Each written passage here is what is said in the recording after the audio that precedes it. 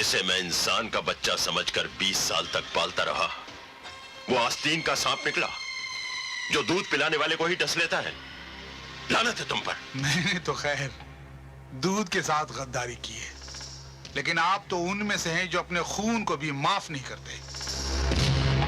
अगर आपकी कहानी दुनिया को मालूम हो गई तो हर एक बेटा भगवान से यही प्रार्थना करेगा कि मौत तो दे मगर आप जैसा बाप नहीं दे। धनराज, बोलिए, क्या यह गलत है कि आप ही ने अपने पोते को किडनैप कराया?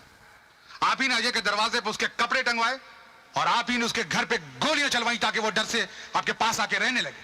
हाँ, मैंने ये सब कुछ किया क्योंकि मुझे अपना बेटा वापस चाहिए था। आपको अपना बेटा नहीं, आपको अपना उत्तराधिकारी चाहिए जो आपके मरने के बाद आपके अंपायर को संभाल सके। अगर मैंने ऐसा चाहा भी तो बुरा क्या किया? दुनिया का हर बाप चाहता है कि उसका बेटा उसकी कुर्सी संभाले। मुझे भी तो कभी आप अपना बेटा समझते थे, फिर मुझे क्यों भूल गए? इसलिए कि मैं आपका असली बेटा नहीं। वरना बोलिए, क्या कमी है मुझ में जो आप मुझे अपने बाद डॉन नहीं बना सकते? क्या मैंने आपके साथ वफादारी नहीं की या आपके लिए खून नहीं बहाया? जब जब जरूरत पड़ी मैंने आपके लिए खून बहाया, लेकिन मैं आपका असली बेटा नहीं हूं ना, इसलिए मेरा खून भी आपकी नजरों में गटर का पानी बन गया जिसके बह जाने से किसी को कोई अफसोस नहीं होता। तुमने जितने खून बहाए हैं उससे कहीं ज्यादा मैंने अपने बेटे को खून के आंसू रुलाए हैं। पहले मैं उसका कर्ज चुकाऊंगा। डॉन मेरा बेटा ही बनेगा। नहीं, मैं ऐसा हरगिज नहीं होने दूंगा।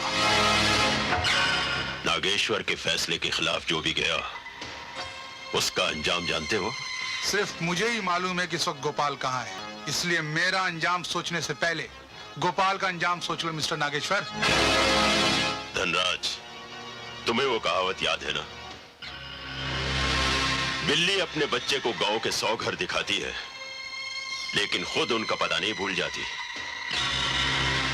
तुम गोपाल को कहां-कहां छुपा सकते हो मुझे सब मालूम है, इसलिए मुझे गोपाल के अंजाम की कोई चिंता नहीं।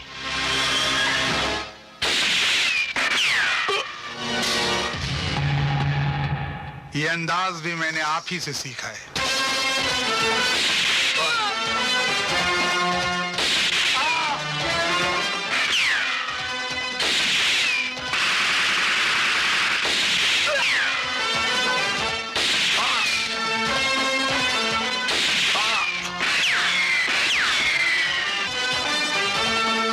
डैडी, मेरे रोकने के बावजूद तुम यहां आ गए। शायद तुम्हारे बेटे की तड़प तुम्हें यहां ले आई। नहीं डैडी, मैं आपके लिए यहां आया हूं। बेटे तो और भी पैदा हो सकते हैं, मगर बाप फिर से नहीं मिल सकता। अजीब इत्तेफाक है, जब तुम मेरी बाहों में आए थे तो खून से लथपथ थे, और आज जब मैं तुम्हारी बाहों में आया हूं तो मैं खून से लथपथ हूं। शायद खून के रिश्ते जब अलग होते हैं तो उनका मिलन ऐसे ही होता है।